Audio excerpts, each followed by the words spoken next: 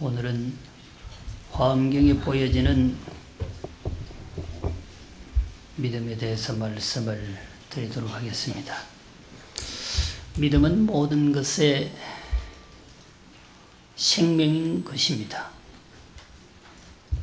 믿음은 그 어떤 능력보다도 우선하고 그 어떤 위력보다도 대단한 것입니다.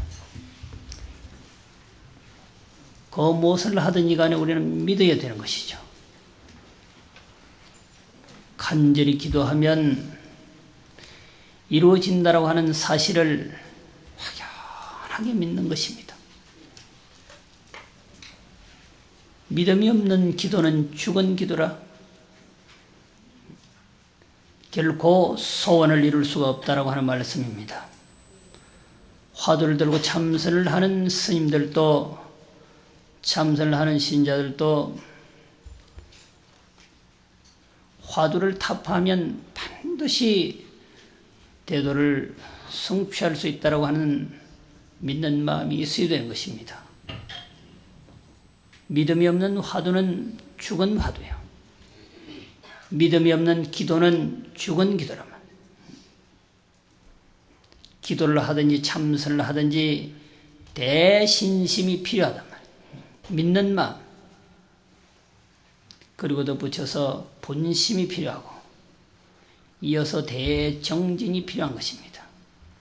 본심이라고 하는 것은 화를 내는 게 본심이 아니고, 공부하고 기도하는 사람에게 있어서 본심은 내 기필코 소원을 성취하지 아니하면 기도를 그만두지 않겠다라고 하는 그 분노하는 마음이죠.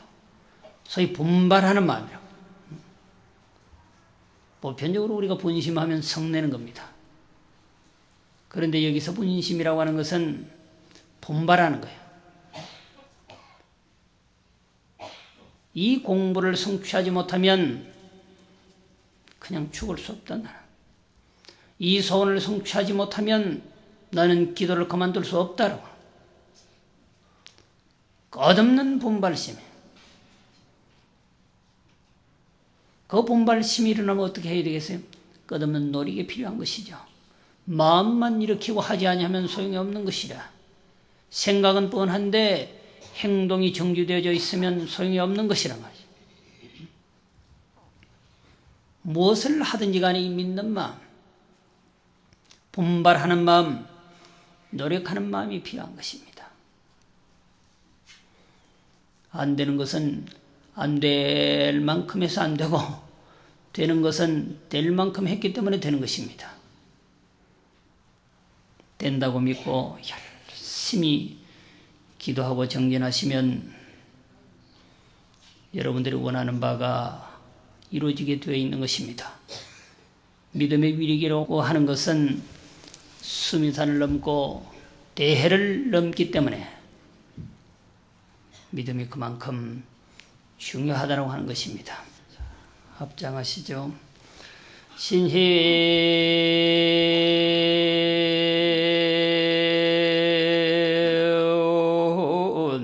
토원공등현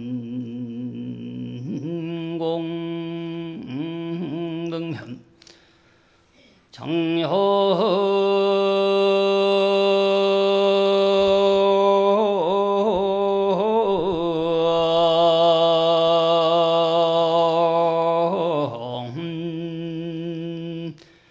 일체인 제선보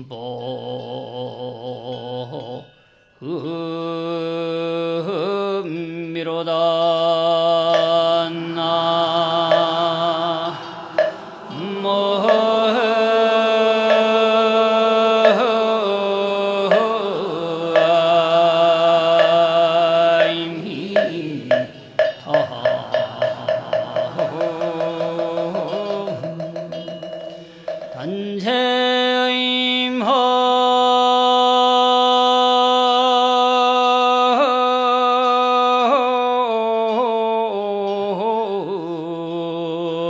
출해류하야 계신무서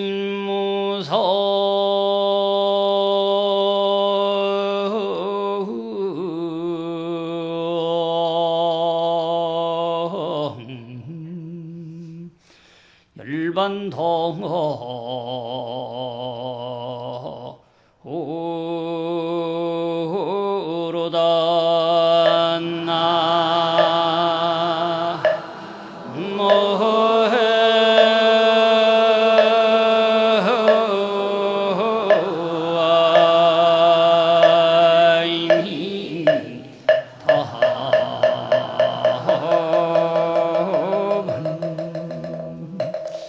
신인 도원이며 공덕묘요. 믿음이라고 하는 것은 도를 얻어내는 권한이 되고 공덕을 만들어내는 어머니와 같다 그랬어요. 어머니는 아들 입장에서 딸의 입장에서 보면 못하는 게 없습니다. 그야말로 모든 것이 다 되어진다라고 믿고 있습니다. 믿음도 그와 마찬가지여서 도를 얻어내는 권한이 되고 어머니가 모든 것을 주관하고 만들어내듯이 공덕을 자아내는 어머니 역할이 된다고 그랬어요. 또 믿음은 창양일체 제선법이라 모든 착한 법을 장양한단 말이에요. 계속 생장시키다 끝없이 솟아난 단재의 망출애류하여 믿음이라고 하는 것은 의심의 그물을 끊고 사랑의 물줄기를 벗어나 그리하여서 개시무상 열반도로다. 더 이상 없는 최고가는 열반의 길을 열어보인다 그랬어요. 누가 보여주는 것이 아니라 믿는 마음이 열반의 도를 열어보이는 것이죠. 우리가 간절히 기도하면 그 가피를 부처님이 주는 것 같지만 엄격히 따지면 믿음 자체가 그 가피를 만들어내는 것입니다. 부처님이 주신다고 한다면 내가 가만히 있어도 가피를 주어야 되는데 그렇지는 않거든요. 내가 믿을 때 그 부처님의 가피가 나에게로 오는 것이란 말이죠. 열반의 길을 부처님이 열어 보이는 것이 아니라 내가 믿을 때에 그냥 저절로 열반의 길이 보인다라고 하는 것입니다. 의심스럽고 망상이 일어나고 갈등이 일어나고 번민이 일어날 때 믿는 마음을 가지고 간절하게 서원하고 발언하고 기도하면 그게 사라지는 것입니다. 믿음의 힘이 이렇게 위대한 것이거든. 천하의 그 어떤 힘이 위대하다 하더라도 믿음의 힘만큼은 못한 것입니다. 불안에 떨고 공포에 떨 일이 아니라 불안하고 공포에 젖을 때 부처님을 믿는 마음, 불법승 삼보를 믿는 마음만 있으면 그 공포가 사라지게 되어 있는 것이라. 부처님은 법화경에서 마음이 초조하거나 불안할 땐 나를 불러라. 나를 부르면 그 불안과 공포는 순식간에 사라진다 그랬어. 믿음의 파워라고 하는 것은 엄청난 것이라니까. 화엄경 현수품에서는 방금 읊어드렸던 그 개송의 내용과 같이 믿음은 도의 근원이고 공덕의 어머니니 일체 모든 선한 법을 장양하고 또한 믿음의 고능력은 의심의 그물을 끊고 애착을 벗어나서 위없는 열반의 길을 열어 보인다.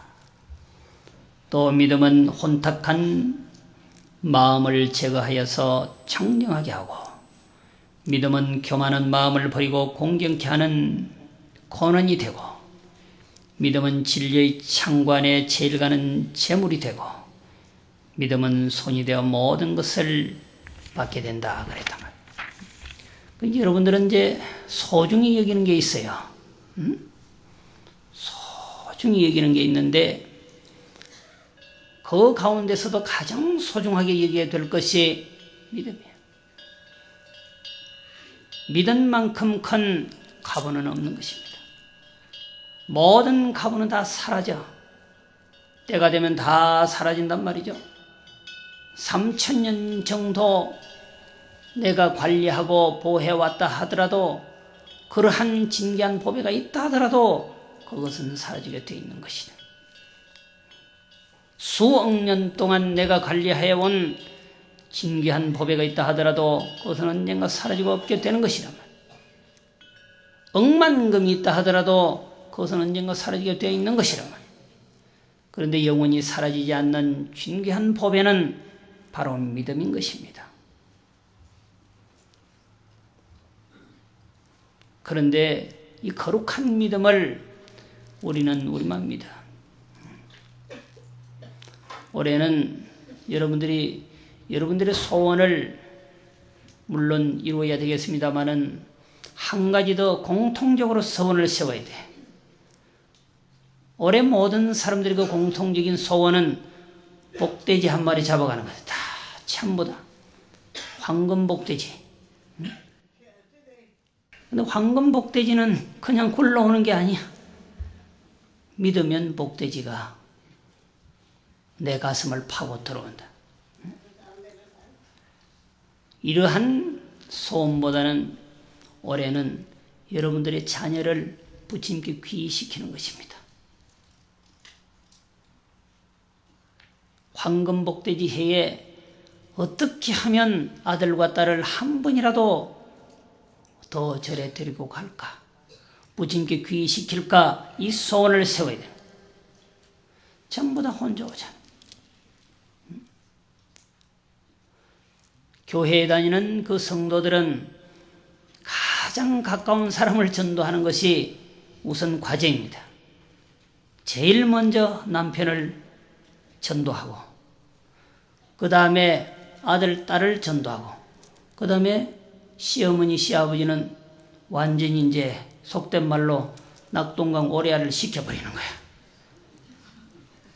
그럼 어떻게 되겠어? 자연스럽게 따라오는 거야. 응? 여러분들은 상식적으로 생각하기를 나 혼자만 믿으면 되지. 응? 내가 가서 아들, 딸 발언해주면 되고, 응?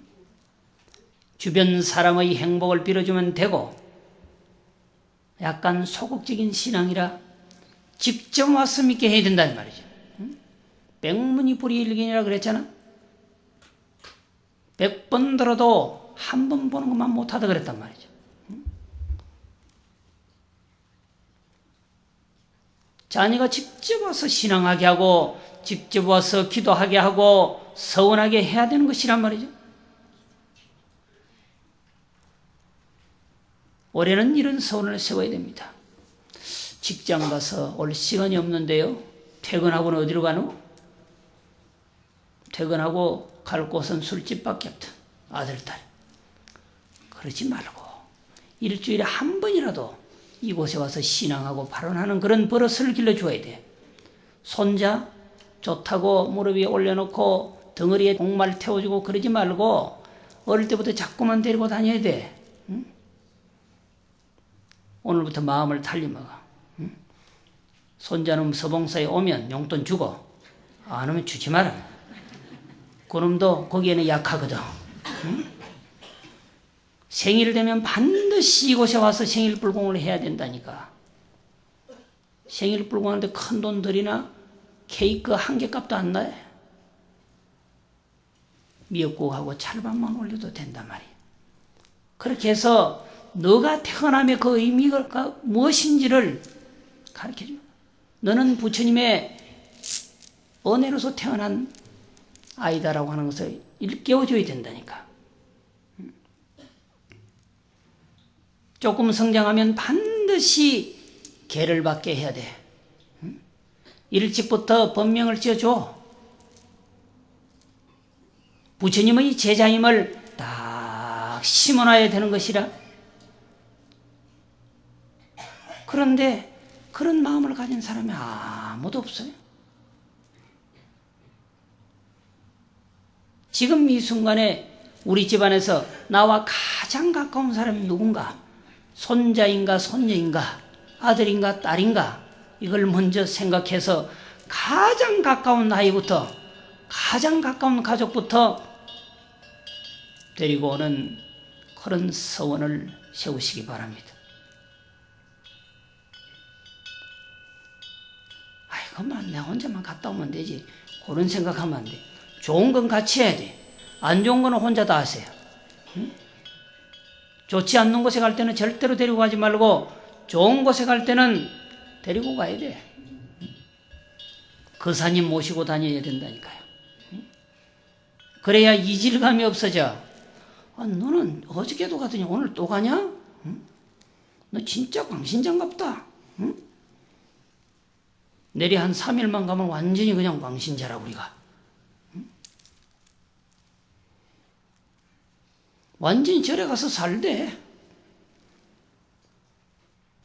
그런 얘기를 들을 정도로 다니는 사람이 있냐 말이죠. 없거든. 그건 왜 그렇겠어? 믿음이 약해서 그런 것이다. 올해는 공통적으로 우리 가족 중에 누구 하나는 그 중에서도 가장 가까운 사람, 아들이든지 며느리든지 딸이든지 손자든지 한 번이라도 더 성전에 데리고 오는 그런 한 해가 되어야 될 것입니다. 믿음은 혼탁한 마음을 제거하여서 청정케 하고, 믿음은 교만을 버리고 공경케 하는 근본이며, 믿음은 진리 창관에 제일 가는 재물이고, 믿음은 손이 되어 모든 것을 받게 되느니라. 계속 믿어보세요. 마음이 깨끗해진다니까요. 옷을 깨끗하게 하려고 하면 비누칠을 해서 빨면 되지만 마음이 탁해진 것을 깨끗하게 하려고 하면 믿음밖에 없는 것입니다. 이 세상이 혼탁한 것은, 질서가 없는 것은 내 마음이 혼탁해서 그런 것이라니까요.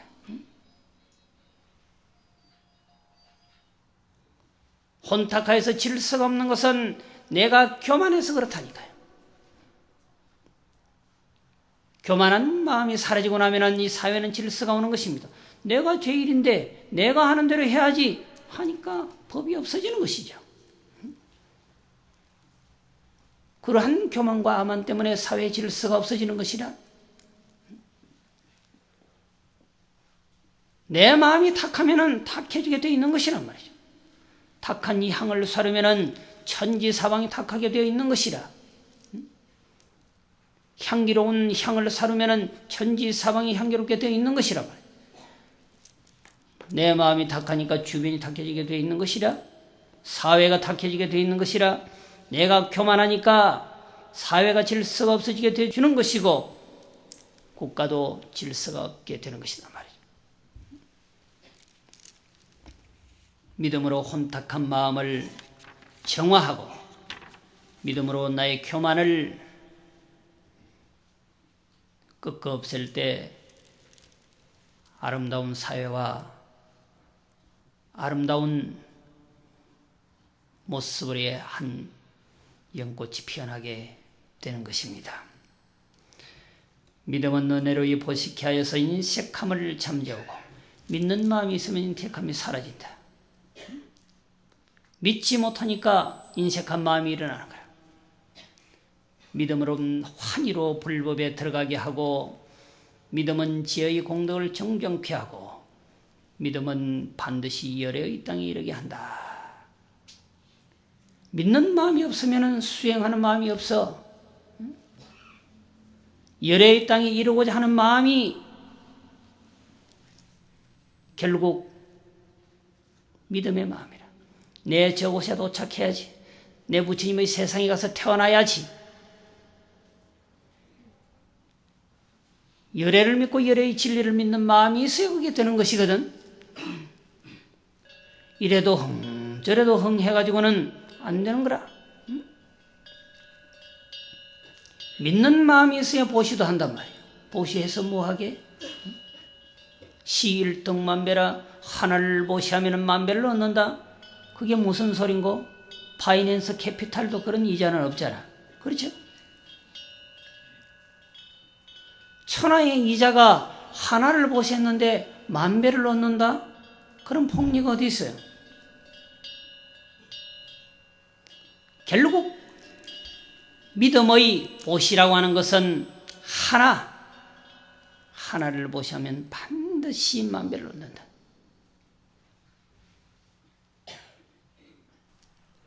이 세상에 가장 두려운 것이 무엇이겠습니까? 뭐가 두렵다 해도 다 두렵지 않아. 권력이 두렵고 주먹이 두렵고 나를 욕하는 자가 두렵다 해도 그것은 일시적인 현상이라. 죽음만큼 두려운 것은 없어요. 젊은 시절에는 잘 모르지만 50, 60이 되어서 하루 이틀 사흘날 살아가 보면 금방 느껴. 살아온 날보다 살 날이 얼마 남지 않았기 때문에 죽음이 두렵단 말이죠. 줄어드는 물과 같아서 죽음이 두려운 거란 말이죠. 살 날이 더 많이 남아있으면 귀에 들어오지 않아. 10년을 살다 죽을지 15년을 살다 죽을지 이런 입장이라고 한다면 모든 것이 필요 없어요. 이 세상에 죽음만큼 두려운 건 없단 말이죠. 그런데 부처님은 이 죽음을 어떻게 극복하라고 했느냐 말이죠. 생자는 반드시 필멸하는데 죽는데 이것을 어떻게 타고 넘을 것이냐 말이지. 못 먹고 못 살아도 좋잖아요. 영원히 살 수만 있다면 그 길을 다 선택합니다. 그렇죠? 영원히 사는 가운데 좀 더 멋지게 살고 아름답게 살고 존귀하게 살기를 바라지. 존귀하게 10년을 살래? 못 먹고 못 살아도 너 100년을 살래?